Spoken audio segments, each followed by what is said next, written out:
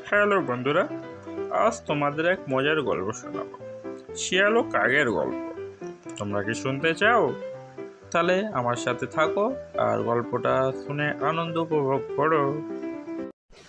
একদিন এক কাক রুটির টুকরো নিয়ে গাছের ডালে বসেছিল। সেই সময় সেখানে এলো এক ধূর্ত শিয়াল। শিয়ালটি কাকের দিকে তাকিয়ে মনে মনে ভাবল, বেশ, এই সময় যদি আমি এই রুটির টুকরোটা পাই।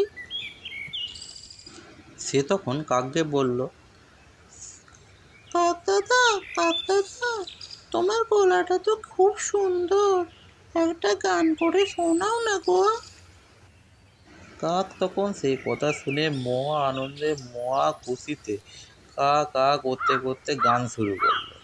আর গান শুরু করতেই মুখ থেকে রুটি নিচে পড়ে গেল। আর সেই সুযোগে শিয়াল লাফ দিয়ে রুটিটা মুখে নিয়েই দৌড়লো। তাহলে বন্ধুরা, এ থেকে আমরা কি শিখলাম?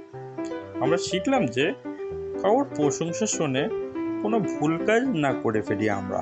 বুঝলো তো? তো বন্ধুরা, ভিডিওটা কেমন লাগলো অবশ্যই জানাবেন।